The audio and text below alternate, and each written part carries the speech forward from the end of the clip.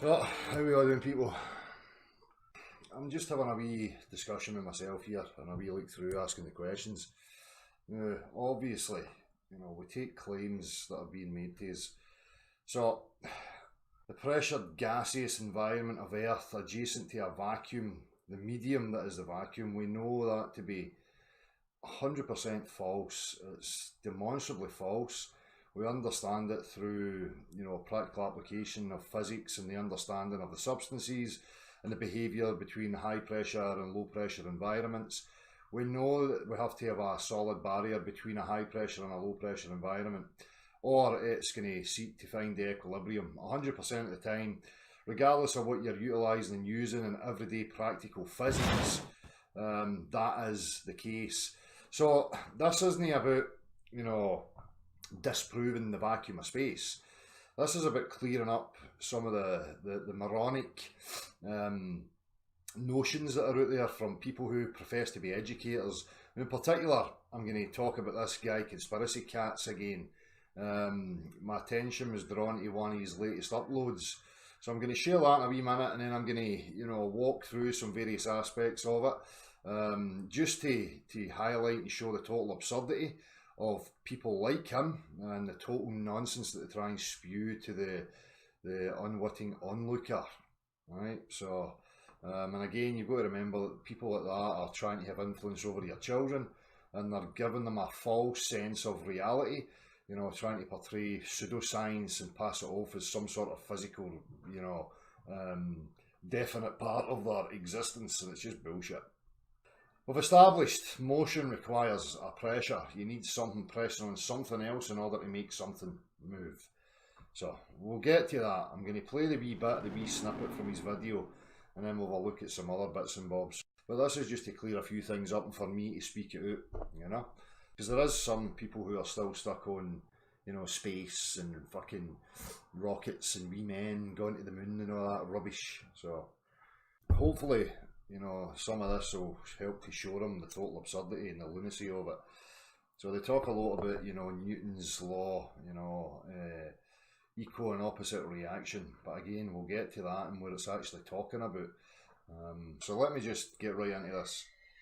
So let me see. This is baldy twats, cats, whatever. Absolute roaster. Get this. Like this. Reduce his recoil, wait here, the reasons why. Now a suppressor works because the diameter of the suppressor is much larger than the diameter of the barrel of the gun. And when the hot gases leave the barrel of the gun, they expand and immediately drop in pressure. This lower pressure means they leave the suppressor at much lower velocity, and therefore the change of momentum of the gases leaving the gun is much smaller, which means... So, the bigger area, right? What's the vacuum of space then? Is that not just like a big barrel, a big empty barrel?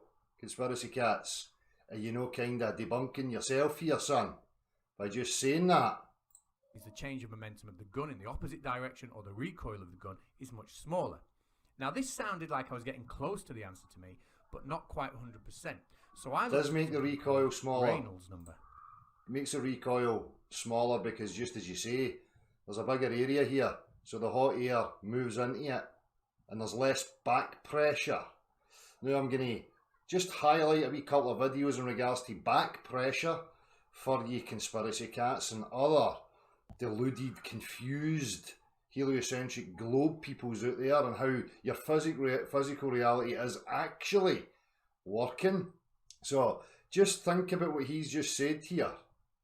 Okay, the high pressure from the gun and the gases coming out of the smaller tube into the wider, where it's a decrease in pressure, so you'll get less pushback, you'll get less recoil. In here, right, this opposite and equal reaction stuffsies.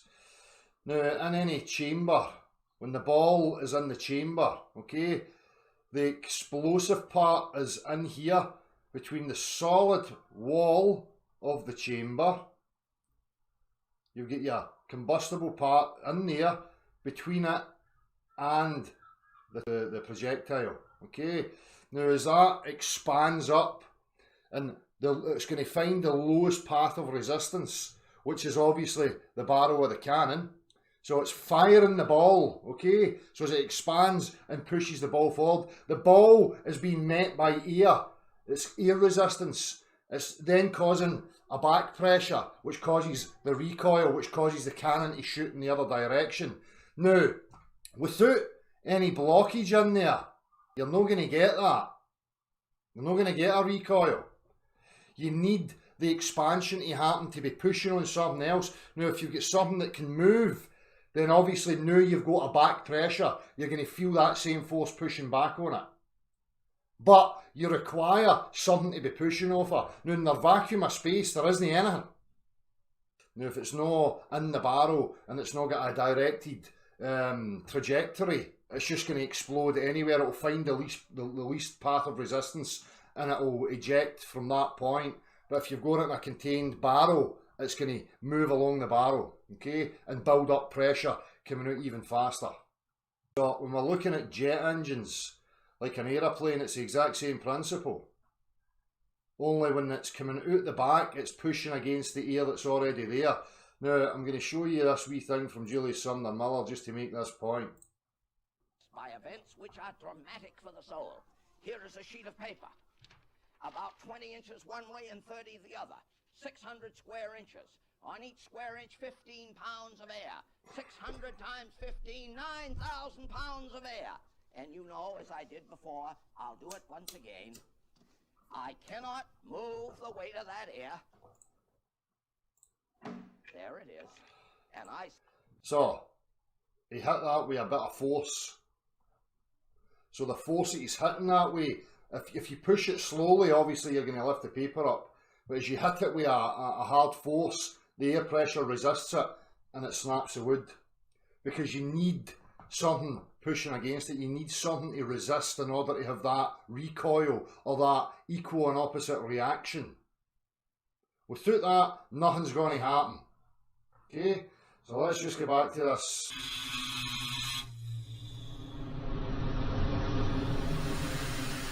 Now, I don't know what it is with these people. I don't know if they're just genuinely liars or they're just trying to deceive themselves so that they can confirm a bias that they may have because they're too scared to look at themselves and realise that there's lies being told. Now, what they've done here is they've got a tube that they say they've vacuumed out, okay? They've now switched the vacuum off, so it's just a sealed tube. What they should do is keep the vacuum running. Keep the vacuum running, okay? Because as soon as this comes out, the air and the gas in there is going to expand rapidly and fill this void, hence giving it something to push over.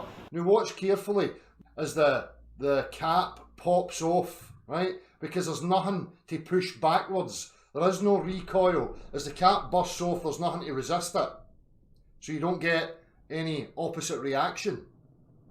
Once the gas starts to come out and fill that void, then you'll see it starting to move. But only once the gas has started to leak into it.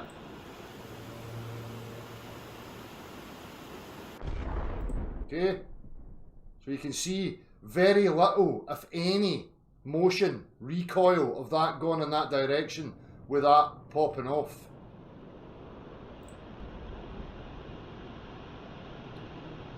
Now look at the amount of time, look how much of this is filling this here.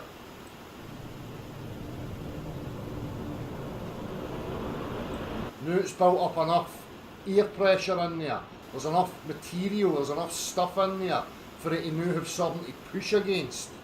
The guy's just trying to reaffirm a bias that he has.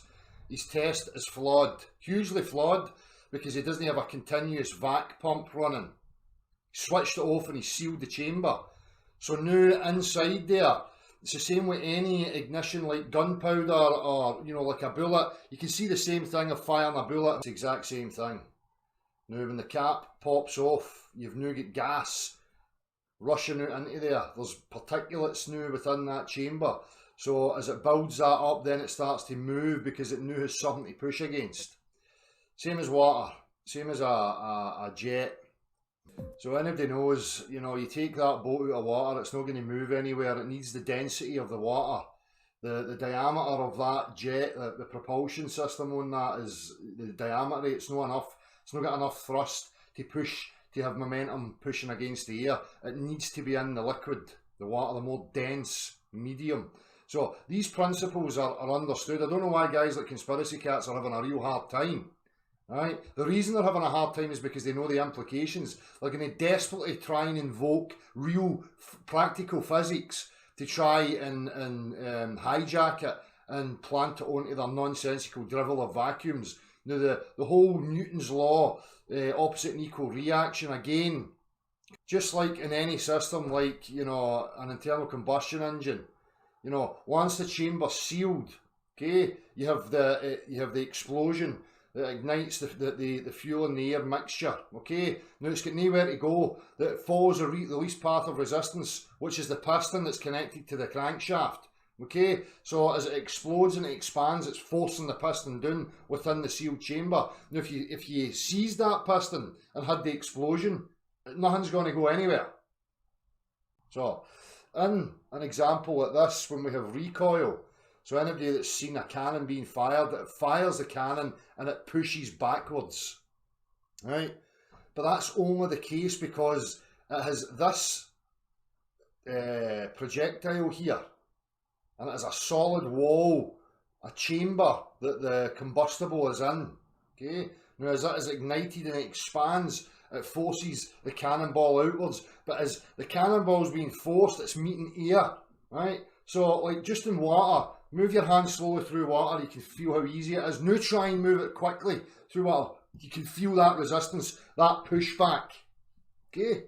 It's the same way here. It's a fluid, right? Just in a different form, right?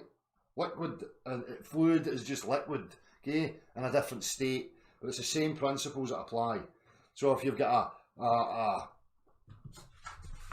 something like this and you move it, you can see there's no much recoil or resistance. As soon as I do that, I'm getting pushback. So you're getting that opposite and equal reaction to the movement, okay? Pushing back on it. So it's the same thing. Now, that only happens because the cannon's meeting air resistance, which forces the cannon in the opposite direction. Without the air resistance, something to push over, you're not going anywhere. It's very simple.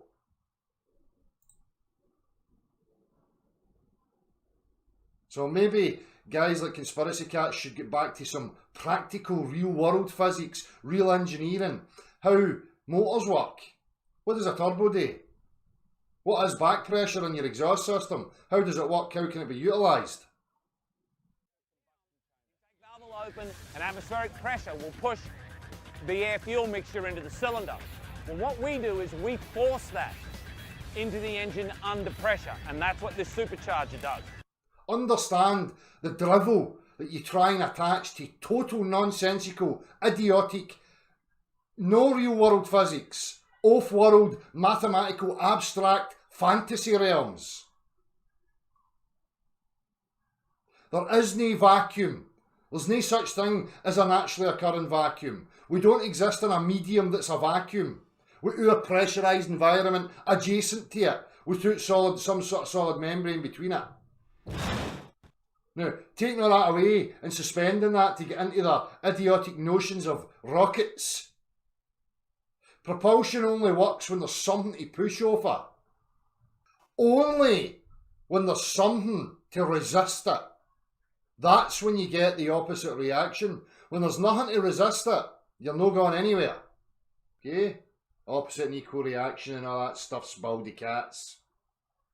Only because there's air there to resist it. Take the air away, you have no resistance. You don't have recoil. You don't have an opposite reaction. So please stop waffling shite and try and understand your actual world that you're living in. Just so I can make it clear. In this scenario, when the cannon is in here, you've got a solid wall here. Now between the solid wall and the cannon ball, you have your gunpowder. Now as that's ignited and it expands, it's pushing against all the surrounding walls and the projectile.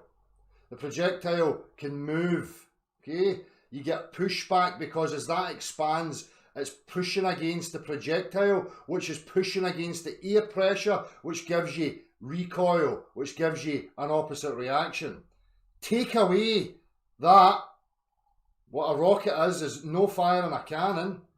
It's just an open chamber of expanding gas. Right? So when it's rushing out in the vacuum, empty vacuum of space, there is nothing resisting it. So you're not going to get an opposite reaction. The equal and opposite reaction only happens within a system like that. When you've got a solid wall, or even if you put two, if that was an open end there and an open end there, and you put a cannon at that side and a cannon at that side and a detonator explosive in between them, the two of them are going to shoot out. Block one end off. Expands, pushes the cannon. Right? So you've got a resistance on the cannonball. The cannonball is being resisted by the air pressure. Now you've got a recoil, you've got a pushback. Rockets are no firing bullets. It's just gas coming out. That's how a rocket here, a firework, or a jet engine on an aeroplane works. It's compressing the air and firing it out. That's pushing against the air here and propelling it forward. Okay? Now you know this. The faster, if you're on a motorbike and you've got an open face visor on, the faster you go, you feel the resistance even more, pushing you back. When I'm out on my bike doing the speed limit, I start to get strains in the back of my neck because I'm being forced back the way the faster I go. Just make it clear and watch the switcheroo when they talk about these things, because it's two different fucking things altogether. You get a recoil or a pushback, equal and opposite reaction when there's something to push against, which would be the cannonball in this case. Take away the cannonball, take away the air, detonate something in here so that the gas can expand and rush out. It's not going to do anything. There's nothing resisting it. So you're not going to get an opposite reaction. It's fucking simple. It doesn't really matter because it's a physical impossibility for the vacuum of outer space bullocks to be existing. We know that. But I highly doubt these clowns are going to display any honesty. Maybe more people should start displaying their pissed offness. Be vocal and stand up, start shouting a wee bit.